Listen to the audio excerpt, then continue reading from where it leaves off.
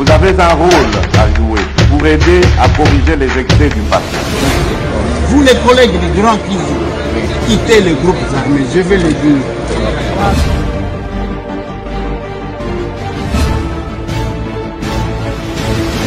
Allez, bienvenue mesdames et messieurs.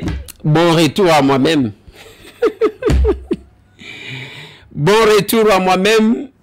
Namboka Oyangai, la République démocratique du Congo. Après un séjour de 10 jours, na poto, na zongi, na Kinshasa. Bon retour, Nangamoko. Na liina pe sabino situation ya sur terrain, c'est-à-dire ya bisika banguna na biso bazo bundisa biso. Na ko pe sabino situation na Niragongo. Ouais. Je vais vous donner la situation là-bas. Na ko pe sabino situation na centre batinda ki ba tupo na ko former bango entre guillemets. Parce que nous avons tout ici. Dans ces numéros. Inondation à Kinshasa, mbula ebeti batu bakufi, biloko ebebi, bandako kwei, tout perturbé. Nani hasard responsable? Est-ce que c'est l'État? Est-ce que c'est le chef de l'État? Est-ce que le gouverneur de la ville? Est-ce que c'est le ministre de l'urbanisme et habitat? Est-ce que c'est le ministre de l'aménagement et territoire? Est-ce que c'est le ministre des Affaires foncières? Est-ce que la population? Je vais parler de ça. Nakacha numéro 1. Le chef de l'État au chevet, il y a des victimes, il y a inondation. Félix Antoine Tshisekedi Tshilombo est passé le voir.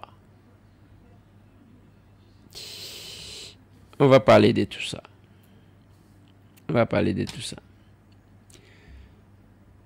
Na kolobe la séjour nangai na poto na Belgique bisikanga na zalaki. Et pourquoi la Belgique? Et pourquoi na umeli na Belgique? Na kosenga bolimbisi na bandeko bazaki kozelanga parce que c'était prévu. Na comme à France, na comme à Suisse, na comme à Suède, na Allemagne. C'est ce qui était sur notre ordre de mission programme.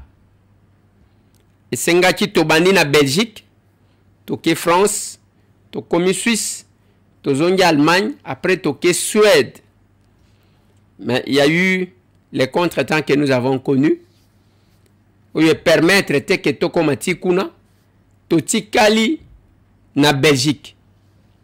Et pourquoi totikala ki na Belgique? D'abord nazo pesa diaspora mobimba merci pour l'accueil au bo réserva ki ponanga. Bisika nyonso nazaki koleka okomona esengo ya ba congolais kokuta na nande kona bango congolais bien que je sois villageois. Nakendaki kolia et pas mère Malou tokutani na ye esengo ezalaki. Après nake na restaurant ya Nuska tokutani na ye kutu apesi biso champagne. Vous allez voir ça en image aujourd'hui. Ba congolais tout bazalaki wane sengo ya biso komonana. Bref, esika nyonso tolekaki esengo ezalaki. Mukolo ya échange patriotique. Je pense que la régie va marcher avec moi ensemble. Mukolo ya échange patriotique. Na ebisaki bino ezalaki mukolo ya commémoration à 23 ans ya PPRD. Ba benga batu na poto. Bazwaki moins de 15 personnes. Ba photo ezali ko témoigner. Moins de 15 personnes. Ya André bazalaki kuna. Moins de 15 personnes. Quel est le sens? Pourquoi bazwaki batu muke? Parce que nous étions sur la ville. Et que biso tozaki na kati activité. Par conséquent, bakokaki kokendete côté à distraction. Falaki baya côté ka ba stress na bango, ba insomnie na ba tension. Pona kendai na kitunga pona osombo. Pour nous ça va Congolais que le pays là, c'est votre pays et vous avez tout intérêt ya kotonga yango. Tozana obligation pas de se justifier mais ya kotonga yango. L'essence que donne le manque ya batu kokene la manifestation peut perdre des akolobanini. Contrairement à eux, bazo faire croire bino. Oui, n'importe le collabo ne manque pas. Ba Congolais baza libanda baza pourte makambu ya bitumba ezobo mabatu. Quelques-uns ont été débauchés. Bakeye pa nanga basaffiché na bango. Sans mesurer les conséquences ya o bazui. Ba mesurer les conséquences nangote. Pour bazomona lokola eloko kosala lokola blague. Non, ça reste collé sur vous, messieurs. Bibembe, chaque jour, batu bazo lala. Bibembe, na bazone occupé par ces gens-là. Opération Boma Congolais remplacé Rwandais. Et toute la diaspora dans sa majorité. Je parle de la majorité de la diaspora. Je ne parle pas de tout le monde. Les nuances, c'est toujours sale. Majorité ya diaspora baza contre le retour ya Kagame en roi sur le sol congolais. Le retour ya Joseph Kabila oyo ayeko amemela biso Kagame na Mukongo. Nous nous sommes rencontrés avec mon frère Prince Peng. Encore une fois de plus. Nathalie Nalobi papa nangai, mon frère. Na ebite loko nini ezali ko bungi sabino makanisi. Parce qu'il commence à vouloir justifier, défendre Joseph Kabila qui nous a mis dans cette situation. Ngate mutu na loba yango. Mutu aloba ke Kabila mutu achebiso na situation oyo eza Moïse Katumbi na lingaka soki na lobi bazongi selibino maloba na ye. 2018, il a trahi la constitution congolaise, il a trahi le peuple congolais, il a tué à l'est du Congo, à Beni et dans le deux Kasaï, l'insécurité qui règne aujourd'hui. Moi, je ne voulais pas rester avec l'incarnation du mal, c'est pourquoi j'ai quitté Kabila. La situation que traverse notre pays actuellement, comme bonango Joseph Kabila, Moïse Katumbi, il a tué à l'est du Congo, à Beni et dans le deux Kasaï, l'insécurité qui règne aujourd'hui. Moi, je ne voulais pas rester avec l'incarnation du mal. C'est pourquoi j'ai quitté Kabila. Et quand les opérateurs politiques ont changé, sans dire au peuple pourquoi ils ont changé, ils ont changé la situation Eza Kabila. Ils l'ont changé parce qu'à Pessionini.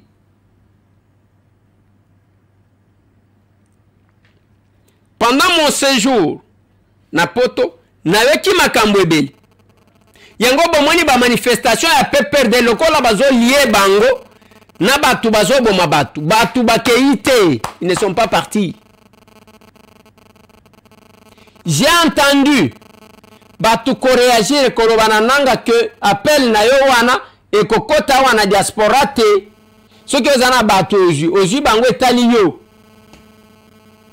Et là, Bandeko, toujours en France, nous avons nos frères, nous avons nos sœurs. Tozana ba papa na biso na ba maman na biso ba leki na bana na biso ba o baza na mutema Congo qui défendent. Comme ces parlementaires français qui parlent. Parce qu'il y a un Congolais qui les pousse. Azo travailler, azo talisaka batu. Azo décrire comment les Rwandais jouaient à la victime alors que bourreau Esaïe. Est-ce qu'on peut me mettre ça? L'ancien parlementaire français, balobi bako sanctionné mbongo. Nalobaka boyo kela kangate. Alobi Rwanda vivaka na mbongo abisenga senga. Et minéraux bazo piller na Congo nde bazali ko faire fonctionner nango. Aujourd'hui, ils seront en difficulté parce que bazo zwa sanctions économiques. Lobby dimanche manifestation ezalaki annoncé ya ke bakende kolongo la visite Rwanda na Paris Saint-Germain. Balobi wana mbongo que la France donnait au Rwanda ba millions de dollars bazaki kopesa bango ba vivaka na bisenga sengana koyibe pa na biso. Je vous ai dit, la France a lâché le Rwanda. Bokomona. Batu tout ba serva batu pona ko bomo bandeko na bango ba africain. Basuka ka kokufela na exil kaka na Afrika. Je vous ai dit que Kagame azana suka. Lelo le 7 eza mukolo ya commémoration ya génocide na Rwanda. À son temps, comme vous savez, ezaki ba chef de l'État ba yeba tondi oya ya prononcé discours ya compassion oya ye. Lelo anyanya wanyanya ata mon côté. Ça ne vous dit pas quelque chose. Ça ne vous dit pas quelque chose. Na lignina tsela bino Kagame, discours le yalelo. Bota la signe na ye, bota la ndenga zolo bela. Boye bisanga nini bo zo constater et puis boyo ka ba propos na ye. You see, when you're talking about Rwanda and ganging up together against Rwanda, you think it's some country that is then when I remember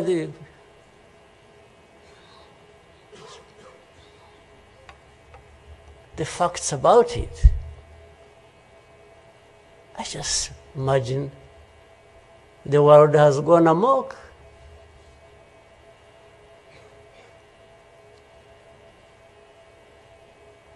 But in the midst of all that, we have to live. We have to live our lives, we have to fight for that, we have to live the way we want. And I tell anybody to his face to go to hell.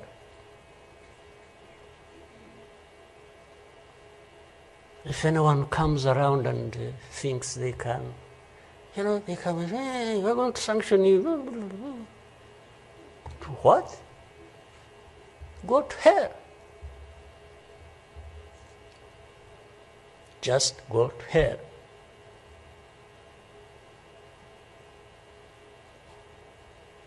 You have your own issues to deal with. Go and deal with your own issues. Leave me to mine. This is the spirit I think Rwandans must have. Voilà. Yewana uchikolo bake nenge tozali. D'abord, il appelle à la résilience. Il faut batuba kende na indépendance. C'est que ça veut dire les Kagame a reconnu que bazalaki na boumbu jamais batika la cause à l'indépendant. De deux, Kagame azolo bana batuke ndenge na zaboy o ka batu bazolo bake bako sanctionner ngai alobi allez au diable. Allez au diable. Alobi ango 3 fois. Go up. Hey, we're going to sanction you. To what? Go to hell. Just go to hell. Alors, tangu mutu wana zolo baloba, pour ceux qui ne voient pas, bazomona teke mutu a komi na lilita, a komi na suka. Ba organisa qui manifestation mususu na Rwanda. Un seul chef d'État n'a qu'à répondre. Le Rwanda est devenu infréquentable. Na ba balie na bango. Na ba bomi. Monde ba yebi ke ba bomi bango. Kagame ne fait que pleurer. Wanando komona mutu. Non voilà, biso et minerai avec les États-Unis d'Amérique. Ndeko nangai toko signer accord na ba américain. Toko signer accord.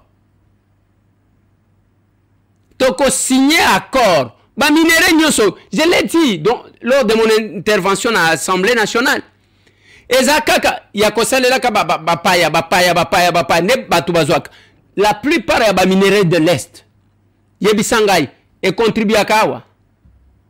Minere tozo yemba mikolo nyonso. Ke tozana minere belé. Bazo piller yango tozo monango normal. Honorable président.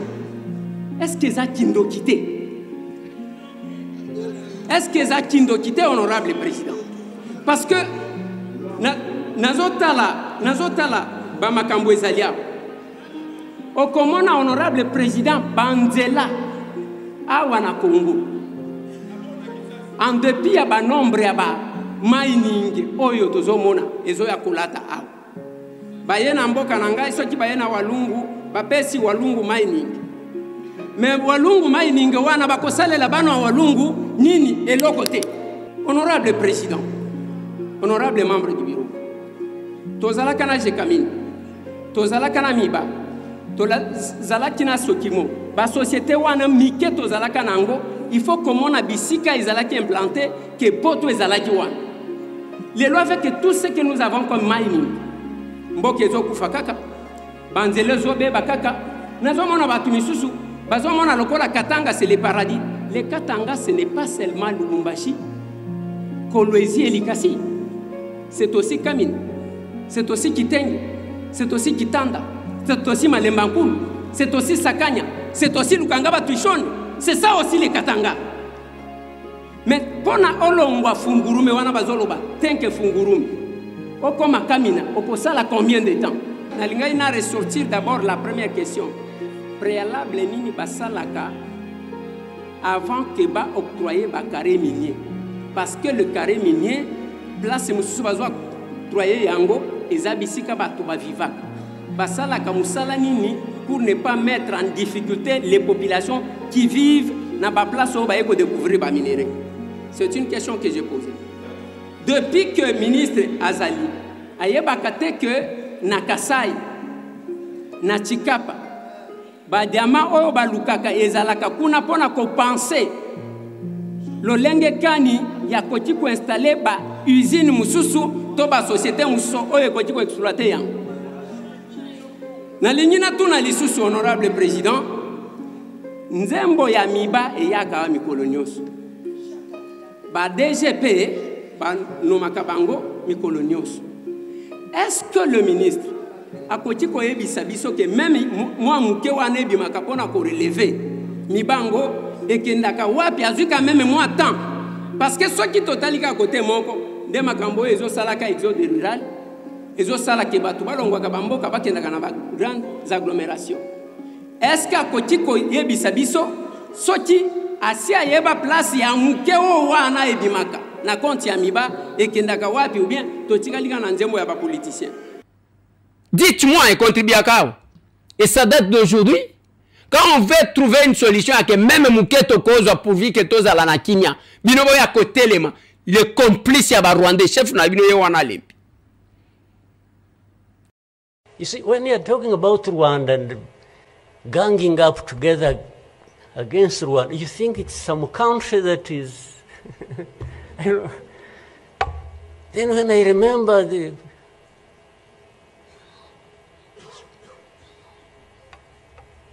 facts about it, I just imagine the world has gone amok.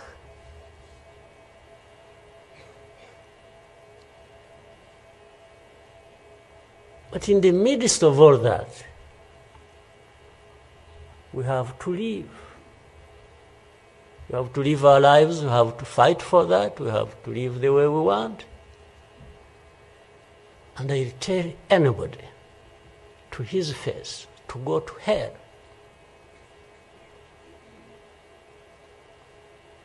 If anyone comes around and thinks they can, you know, they come and say, hey, we're going to sanction you. To what? Go to hell. Just go to hell.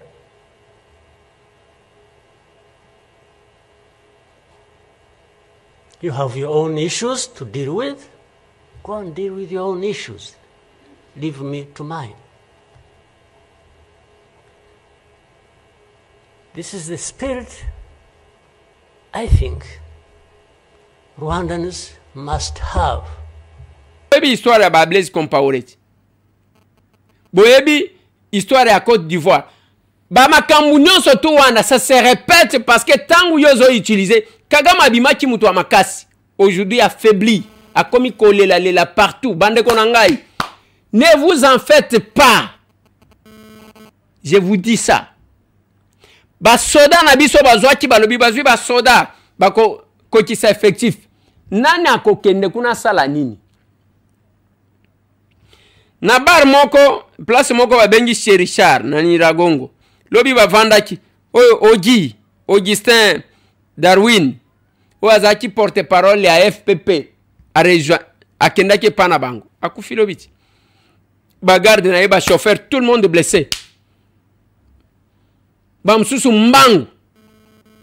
Les Congolais ne sont pas prêts à accompagner le Rwanda ou à ramener le Rwanda sur le sol congolais. Cette aventure que vous voyez là va s'arrêter. Tokosili Sabitumboyo, pas à travers Manduki. Manduki tozo bongisa, po balobi, qui veut la paix, prépare la guerre. Balobi prépare la guerre, balobi tek improvise la guerre.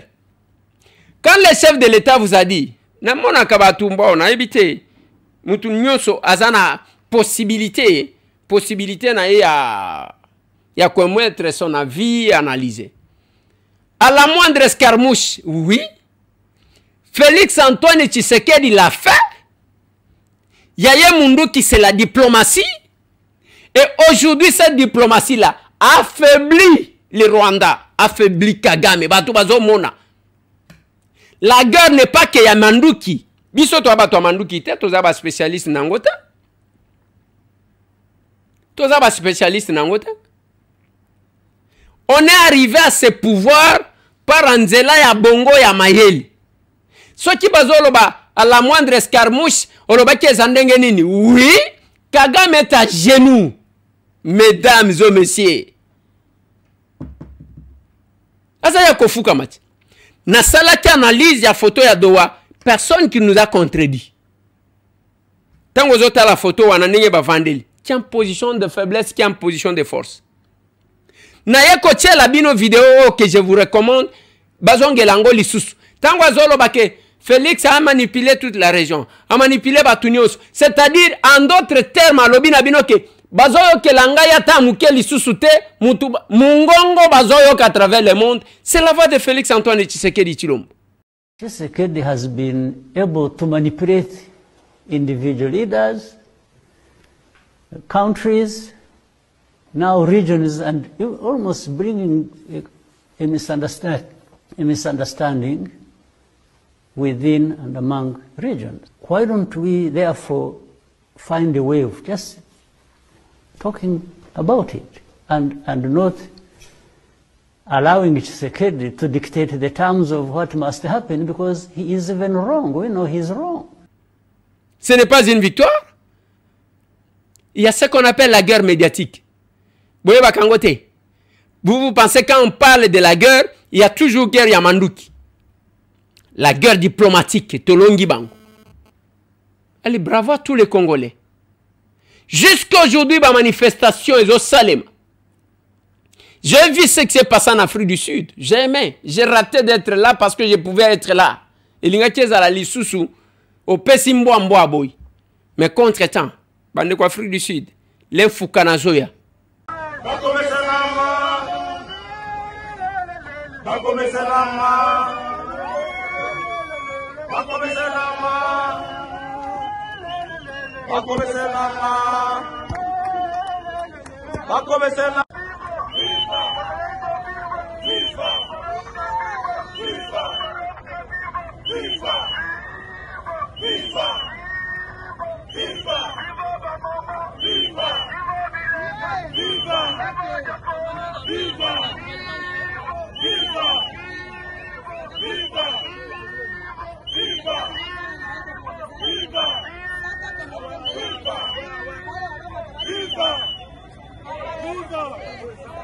Yes.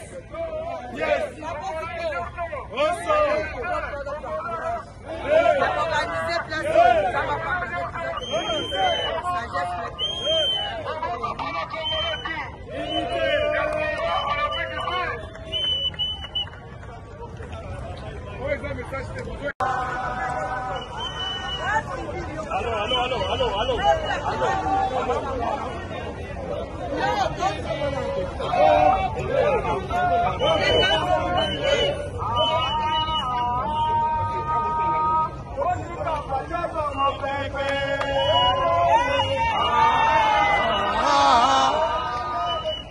Kafachazwa mon pépé.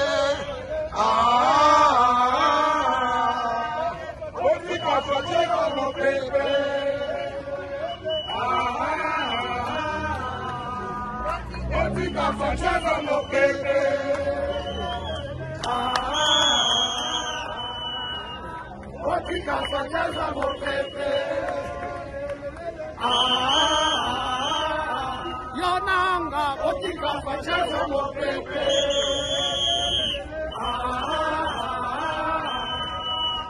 Otika fachaza mopepe. C'est le problème de la terre.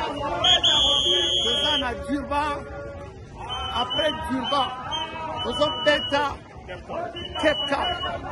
Après Cape Town, Blue Fontaine.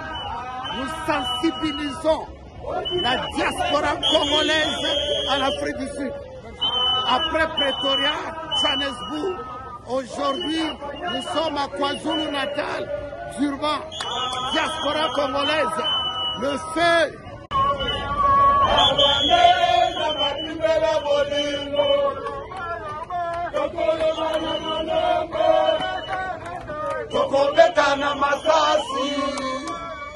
Tokoroma na monoko, tokobeta na masasi.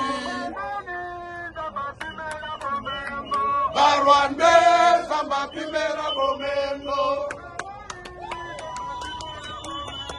Barwande samba kimera bomendo.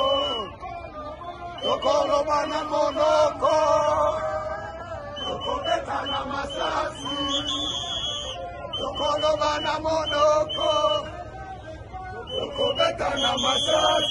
Bande kwa France nazo zongela bino nazo ya kala mingite nazo ya. Et nous sommes sur le front diplomatique, nous sommes sur le front médiatique, nous sommes sur le front parlementaire. Talaba casquette. On va défendre ce pays.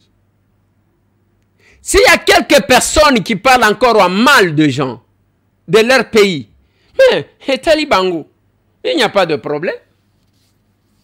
Les inondations salémia, tous les responsables, les chefs de l'État, les gouverneurs de la ville, bande konanga la responsabilité partagée.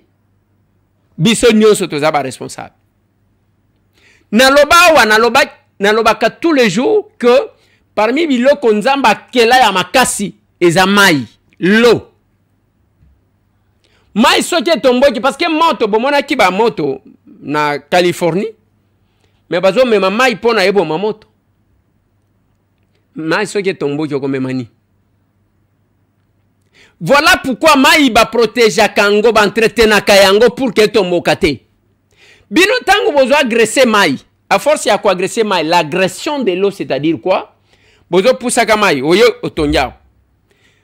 La responsabilité partagée, pourquoi? Oye sont otongi na place ba bengi zone non indificante et pas ba latiniste ba to ba droit. Ezaya ke muto atongate yo ye otongi. Okay, l'état peut akamati mikanda pesio, c'est la responsabilité ya l'état. Aménagement des territoires, Gilwando Mboyo, Ozawapi parce que tout le monde même pas sur terrain. État lioté. Urbanisme et habitat. Je parlais affaires foncières, il y a leur responsabilité. Je parlais d'urbanisme et habitat, il y a votre responsabilité. Dans l'obéli makambo aménagement du territoire, vous avez la responsabilité. Dans l'obéli hôtel de ville de Kinshasa, vous avez part nabino responsabilité. Peuple pezana part à responsabilité naie. Dans l'obaka nabino tango bozo milangi, ozu milangi obwaki na mai. Au komisa mai poubelle na yo. L'eau va se défendre à Kozongela yo. Qu'est-ce que l'eau fait? Ozachi koboa kelanga salité, zelana zozongi selayo siko. C'est entre autres, nous déplorons les morts. Batu bakufi.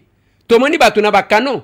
Namoni même kano ya hors bord ya gouverneur et kufi wazo tindikaye. Namoni batu ba memi ba militaire na bango. Ce signe là ya commémoration militaire, c'est que j'ai aimé, je crois que la régie va vraiment marcher avec moi. Si nous avons comme maman pingé zaya kolobake, biso tozana armée na biso. Quelle que soit la trahison de quelques-uns, nous sommes avec notre armée. Tomoni banda ko tondi. Mais tangu yozo kende ko luka makamuna mai. mai kozongela yo ozi biloko milanjo tie tango zocha mai bokomisi mai poubelle botie salite botie mai botie basache biloko wana ezokotaka ezokitaka na se ekiti tango ezokita evandi na se couche oyo emelaka mai ekomi imperméable parce que eza basache na bamilangi ebouché tango ezobouché mbula ebeti moyen kote eza te siko ekomi korefoule ezozonga. Voilà ce que nous avons vécu. C'est entre autres ça. Mai na biso bakiraka yango te, c'est la responsabilité à hôtel de ville na batu musu parce que mai yango wana on peut utiliser ça. Bomoni ba kanon ndenge koti wana et kokati kokota pona komema batu le déplacer. Nous avons un problème, il y a transport. Problème il y a transport, on a tra. Problème il y a transport, mai wana tokoti ko utiliser yango pour déplacer les gens. Et non na ba circonstance pona ko senga batu $150, $200. Les malheurs n'arrivent jamais seul. Besoin de business, vraiment. Business. Je vais agir en triple qualité. Na quoi agir, ne vous en faites pas. Ngayo na zongiti. Tokoti ko banda ko curé. Mayanjili wana bazo curango. Nini. Ba petites embarcations. Zo kota wane zo mema batu. Ko banda ko mema batu tiki senso kuna. Tikuna nanjili et bimisi bangoboy. On peut exploiter l'eau pour se déplacer. Dieu nous a tout donné. Mais comme il y a tala ko kangaka ba photo na ba maya batu. Tala ko sala kaboy. C'est bien bon au kangi mais il y a pas na bin. Et je vais vous dire quelque chose. Les lotozoloba tozoloba voilà mboka ngoboy. Mais attendez, mboka wana banjelonde mtu bagoya kotonga. J'ai dit à quelqu'un papa, yo tango zoloba loba ah. Yo ya awa, oyana ndenge nini. O voilà, na yaka, na bwaka kangunda, na lobioke. Toko zongela na histoire na yo ya ngunda siko. Bamboka misusu bozomona, o na Canada, bachabiso na liste rouge. Bachabiso na liste rouge. Ba Canadien bala, muka chikaka boite, bachabiso na carte na liste rouge. Tokoma na liste rouge pona nini. Comme zone ya matata, eza pona nini. Parce que chaque mutu azokende ko bwaka ngunda, azoloba jamais en bien de son pays. Boyo kanga bien. Place nyonso mutu aboka ngunda alobaka mabe ya mboka na ye après avoir koloba mabe ya mboka azonga te ko corriger ke mboka komi malamu. Voilà pourquoi ça continue à nous rattraper. Oui, aux avantages na yo, aux mukanda na yo, au vandi na yo bien, mais histoire obeta pona mboka na yo ezandenge nini. Investisseur nini akoya parce que oyo aye mboka ezamabe. Oyo aye mboka ezamabe. Oyo aye mboka ezamabe. Naba mikande nyonso tu wana soki tozu ba tutu ba sala ba déclaration. C'est aussi une déclaration contre son pays qui nécessite d'être corrigée. Qui nécessite d'être corrigée. Parmi les éléments, il y a image à mabe ya mboka na biso. Eza aussi bangunda biso tobwaka. Oh toloba nyonso toloba wana qu'on n'a jamais retiré. Etikala ndengwana. Et tout celui qui s'ajoute au lieu de pas chaque cas qui s'ajoute pour asile, pour exil, il faut que les éléments ya ko ternir image ya mboka na ye. Ce n'est que la vérité. J'ai discuté na bana. Mikolo na vandi na zo solo na bana capable rex na bana na zo kuta na ban comment mais on nous dit que là, il n'y a pas de courant. On nous dit que là, il y a un problème. Là, il y a l'insécurité. On nous dit que les gens souffrent. Oui, oui. Même ici en Belgique, les gens souffrent. Tobimi, boye, tobimi. Tozobima. Nabalabala. Tokomi na gare du midi. Tokuti ba clochard bazali. Toye na Roger. Tokuti ba clochard bazali. Toke boye. Ba clochard bazalaka partout. Ba homeless, bazapen États-Unis. Bazali. Mais dans lobby na bana wana ke ici aussi les gens souffrent parce que bango wana bavandi bazo senga mbongo. Mais au Congo, il n'y a pas que la souffrance. Il faut boyeba ke bamboka o bozali ba téléphone bozanango oyo ezo uta na mboka na bin. Votre pays est riche. Ba mituka oyo ezo mona o ba nani ba hybride, ba électrique ezo uta pa na bin. Nathalie Sibana wana na lobby, même quand vous allez à l'école, il faut leur dire que c'est grâce à nous, sur la RDC, que vos villes là vivent. Bamboka na bino ya kitoko wana, ce qui nous manque, c'est la volonté de construire. Je le dis à ceux qui veulent m'entendre que si j'ai une haute responsabilité, tout homme politique est dans l'obligation d'avoir une maison chez lui dans son village. Tout député national, aux membres du gouvernement, mandataire public, monsieur, au sein du congé il y a 1 mois, tu es dans l'obligation de faire 3 semaines dans ton village, dans Mboka na yo. Pas na Kinshasa parce que awa boya ko envahir ba teke na ba umbu, même ndenge tozo sala ba makambo ya ba consultation okomona pour la ville de Kinshasa, wayambar moko boya bimi, mais te o ezaya ba umbu na ba teke. S'il faut aller dans le cadre géopolitique, il faut qu'on soit mo umbu, pas mo umbu à ko fabriquer, soit qu'on soit muteke, pas muteke à ko fabriquer, bozui pe ba autochtone, c'est ça que ça veut dire. Je suis élu de Kinshasa. Mais je ne peux pas entrer au gouvernement pour un quota ya anani s'il faut qu'on ait un cadre géopolitique. Non. C'est injuste. Bisoto za contre. Bamakam. Ils ont usurpé identité à Batou. Voilà comment nous voyons les choses. Et je le dis, bande Konangai, ces pays, nous devons les construire. Batou Bele, Bakendaga na Bamboka na Bango, Babotamate, Kakoloba, des pères et des mères, et pas na bino zawab, obandi ko réciter bazota isaka yo biloko zo koma. Il faut se transporter, yona mwasi na yona bana na yo boke na mboka na bino. Ndeko Eliezer yo salango, tuna bana nanga, je les ai emmenés dans mon village. Pas une seule fois. Vous ne voulez pas construire parce que zomi tuna na okende ko la wapi.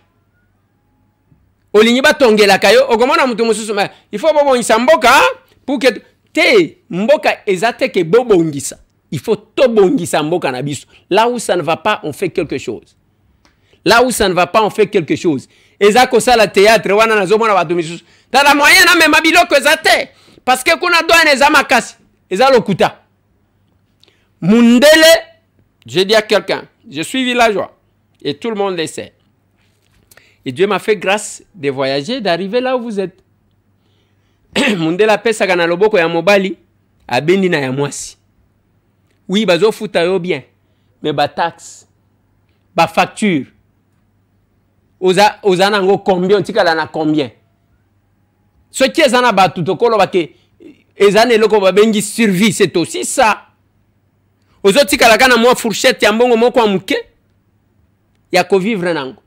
Muke kaka neba silisa ka même banyongo ya bandaku wana bana na bango neba tikala ka air moko batikali ko silisa. Muke neba silisa. Oui, c'est bien bon on a kozwa na nyongo. Et je dis à quelqu'un que mundela yebi ko épuiser batu ako silisa yo. Parce que modèle ko banda ko travailler na ba rendez-vous kende boy kende ko kutana na kende na classe abana sala boy okomi ko lala muke mbongo wana ozozwa facture ya mai okomona facture ozwaka facture ya courant, comme on a, il y a chauffage et paye, oye paye, t'as la facture belé. Mais avec tout ça, on s'est dit quand même que non, nous sommes bien. Mais entre-temps, on vous épuise. Au qu'on nous avance. Au qu'on nous avance. Au qu'on nous avance. Je dois vous dire merci. Bino bande konanga tout bolanda kanga. Awande pana bino ba congolais. Bémission ya biso ya kolobana entre biso yango. Abonnez-vous chez nous. Tia cloche. Landaka makambo ezali awa. Ko landa ba media ya ba rwandete. Il y a les gens inconscients. Omoni bato bazaji ko sepela na yo. Okomi ko batama. Ngali na uti Belgique. Na uti Bruxelles. Je suis allé voir mes frères tozo solo na bang. Oui, ezana ba mususu kutani na ye. Moi divergence oyo kitende ko Eliezer. Nenga bozolo wabino ozo kanisa ke Tshisekedi azakaka musantu na lobina lobite ke Tshisekedi aza musantu. Mabe ya Félix Antoine Tshisekedi. Mabe ya ngai ndeko na yo. Soki na sali yango tobosa nango nanu. Totala mongo na après to kotala na biso moko. C'est ça que je vais dire.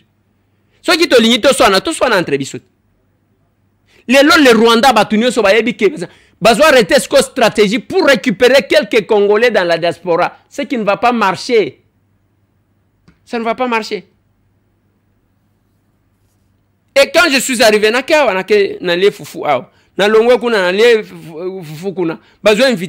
je suis libre de circuler parce que je défends mon pays. Mais ceux qui sont au service, il y a Rwandais, il faut là Mazopo, il faut ça là. Il y a une question de la République parce que Makila va Congolais et Kogang. Je vous ai dit, je vais terminer mon émission. Oui, je vais terminer. Basoda ba makipona kobaki c'est effectif. Personne ne va rester là-bas. Bazan de l'autre côté, le Rwanda est en difficulté. Bazan ils sont en bon côté. Minéré ya muibi bazo sombate. Bao basunga kabango ba kati ko sunga bango. Bakozo mbongo wapi. Les peu d'argent qu'ils ont, bazo bomba pona survie na bango ya ba Rwandais. Retenez que Kagame a utaki ko yebisa ba Rwandais que mikolo ezo ya kozala mikolo ya makasi. Mikolo ya makasi, crise kokota makasi. Et aujourd'hui, le Rwandais est en train de payer. Il est en train de payer ce qu'il a semé. Biso tozana bango problème ta. Bango ne bayaka koboma biso bayeba komi ko sala ba selfie na goma nazo tala na binzambe. O kama bele na biso tant que moyibi ayebani tokobanga te. Mon retour, quelques images à retour nangai tango nazolongwa na aéroport ya Zaventem, quelques capables, ba maman Marie-Jeanne bayaki kotika ngai ko accompagner ngai les staff.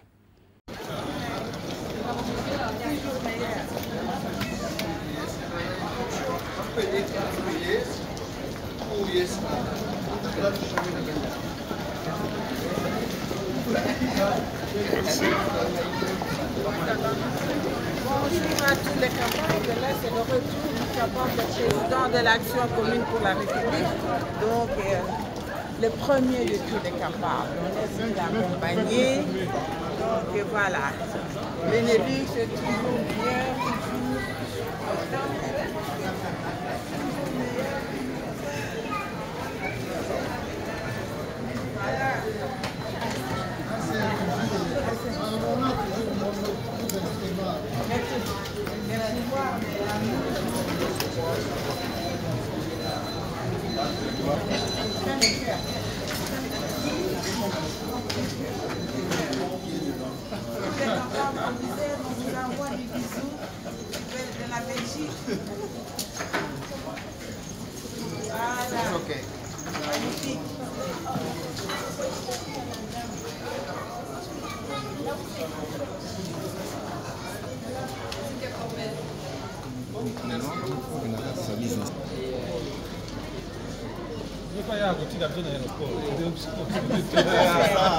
N'oubliez pas. Merci.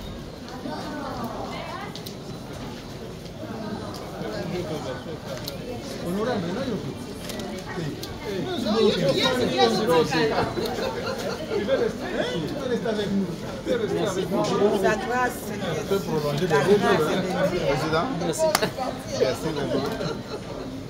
Merci beaucoup, Emmanuel. Merci à vous, merci.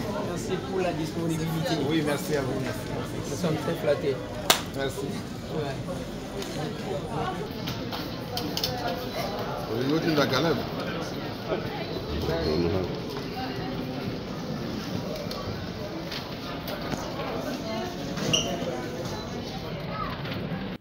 Voilà, merci à vous pour tout ce que vous avez fait pour nous pendant notre séjour avec l'honorable Nicolas Wemankoyi Omokode. Merci pour l'accueil. Merci pour... Je m'excuse auprès de Oyo. Moi, contre-temps, on est mon ami. Mais je vais encore venir. Mais le Congo a besoin de vous. Venez, on construit le Congo. Nous fournissons des efforts. Nathalie Sibino Centre, il y a formation professionnelle. Même quand le ministre est venu, pour nous visiter, pour nous tal. Alors, je pensais que Okosal est là, bien, mais tu m'as surpris. Excellence, Monsieur le ministre de la Formation professionnelle, grande est notre joie de vous accueillir au centre de formation professionnelle Boshi Namwala en ce jour très spécial. Toute notre gratitude, Excellence. Ce jour restera gravé dans les annales du centre de formation professionnelle Mposhi na Mwala. Nous vous souhaitons un leadership très luisant au sein de votre ministère, qui est le ministère de la formation professionnelle. Merci beaucoup. Ce fut un rendez-vous très mémorable au centre professionnel Mposhi na Mwala, situé au quartier d'Elvo dans la commune de Ngaliema ce week-end. Décor planté, atmosphère très détendue, tel est le climat dans lequel le ministre de la formation professionnelle, Marc Ekila Likombo, a palpé du doigt le déroulement des enseignements dans ces centres. Mots de circonstances amplement prononcés, tour de salle soigneusement effectué, que de surprises agréables, de quoi susciter l'admiration du patron de la formation professionnelle. Promoteur de ces chefs-d'œuvre, l'État congolais, les députés nationaux et les Ntambo Mposhi a reçu des éloges du ministre Ekila au nom de la première ministre Judith Suminwa Tuluka pour cette matérialisation de la vision du chef de l'État, Félix-Antoine Tshisekedi Tshilombo. Je voudrais vraiment remercier l'honorable Eliezer. Il a gratifié le pays d'un très bel ouvrage et il a décidé de dédier cet ouvrage à la formation professionnelle. Honorable, je crois que je suis membre du gouvernement, je suis assez bien placé pour vous transmettre les remerciements du gouvernement. Pourquoi ne pas dire les remerciements du chef de l'État? Parce que lui-même, il a placé la formation professionnelle comme une des priorités de l'année 2025. Très flatté, le ministre Marc Ekila a également sensibilisé la population pour le soutien au FARDC déployé dans la partie orientale pour la défense de l'intégrité territoriale du pays. Mais beaucoup ça n'a été que dans pour ça la projet na biso awa dans centre Mpoti honorable les aides na est ils ont bandeko babata na bandako na est ils ont bandeko moyen ba qui dans centre de formation. Alors nous avons 5 bino chaque fois vous allez penser on a bandeko bazako to soutenir chef de l'État na premier ministre on a itumba oyo banguna ya Rwanda bakotisi na mboka na biso toyokani. Alors pour soutenir chef de l'État il faut qu'on soit au sérieux makambo bino boza kosa. Les apprenants, principaux bénéficiaires de cette formation gratuite, n'ont pas gardé leur langue en poche. Nous exprimons toute notre gratitude, en tout cas c'est au nom de tous mes collègues qui avons cette chance de bénéficier de cette formation qui est de plus gratuite. Alors merci beaucoup Son Excellence et nous voyons à travers ce geste votre besoin, votre souci de participer à notre épanouissement mais aussi à notre développement. Vers ces formations nous permettront de diversifier nos compétences professionnelles. Et vas-y, nous vous remercions et nous remercions tout le monde qui ont permis à ce que cela se réalise. Merci beaucoup à vous. Paris déjà gagné pour cette deuxième session dont la clôture intervient dans le prochain jour. Faut-il noter que un lot important d'apprenants pour la prochaine session est déjà réservé. On doit surprendre le monde. Nabeta masolo ya bilambata. Nabeta ka o masolo ya ngana beta ka yangote. J'ai fait ce que je peux pour mon pays et puis le reste après. Je pouvais être le premier à être frustré. On n'est pas des opportunistes. Merci à tous les capables. Ce samedi, un grand échange patriotique. Ouais. Bravo na capable Django Kiwi. Je crois. Pour n'andenge Kikwite Ningani. Ambiance ezalaki inhabituelle na ville ya Kikwit, précisément na commune ya Nzinda, quartier de Kezulu, sur le boulevard Wazabanga, avant d'arriver à fils ya terroir, capable Django Kiwi Oyo à parcourir plus de 500 km par terre ndenge balobaka kolongwa Kinshasa pona kokoma na province ya Kwilu. Ayambamaki kitoko Django Kiwi a délocalisaki échange patriotique ya mokolo ya samedi oyo na terrain C ya Z pona méga cérémonie ya lancement ya ba travaux ya construction ya morgue moderne ya 40 places ezali première après oyo ya hôpital général ya référence ya Kikwit. Mobilisation ezalaki de taille pe dini ya capable ya aser lokola roi ayambamaki kitoko pe asepelaki na ndenge bamama bazali kosepela na ye.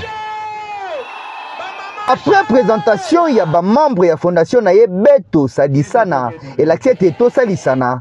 Ba intervention est belée et salamaki. Il y a des autorités traditionnelles et politico-administratives. Moment où les éléments qui pose la première pierre pour la construction, il y a morgue oyo et cause à la locola bijou pour la bana ya Kikwit 3 na commune ya Nzinda. Tout à bongo na ville ya Kikwit.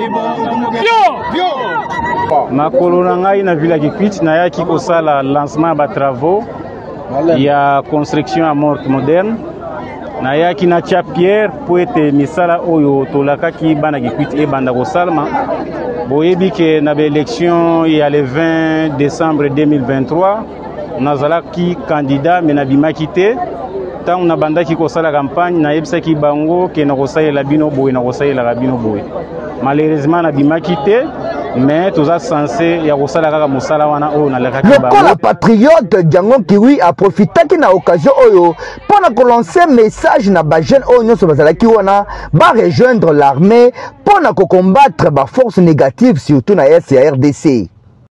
Oui, nasali appel pour na ba jeune pour na agression rwandaise. Nanu eza exemple oyo président ya parti politique nanga oyo eza capable président Eliezer Ntambo Mposhi Charmant azana koloba yango tozana deux camps quand ya ba patriote na camp oyo bazo soutenir ba rwandais. Alors ezalaki na ngai te na fanda pe bongo kimia yango na yaki ya pona koyebisa bandeko na ngai to soutenir oyo ezali armée na biso to soutenir oyo ezali président na biso président de la République Félix Antoine Tshisekedi Tshilombo peut soutenir l'action des chefs de l'État. Biso nyonso soki tosangani moko monguna akolonga biso te. Alors nakobeta susu sete po ete ba jeune ba ndeko ba mama ba papa ba accompagner biso pe na bisala o tozo kende po ete mboka na biso kende liboso. Ndenge balobaka ke esenge yaka esika makambo kitoko ezali lokola ezalaki clôture ya mois de mars ezali dédié na ba femme akabolaki ba maputa na plus de 1000 femmes au bazalaki sur place. Ndenge bandaki, ndenge sukaki, pouvoir de l'amour, yango nde muto ezalaki liboso. Ville ya Kikwit, ekoki lelo kosepela, na mwana na bango, notable na bango, Django Kiwi. Oyo, azali ko réagir na cas ya besoin, ataku, azali na ye député te. Les capables sont capables. A plus.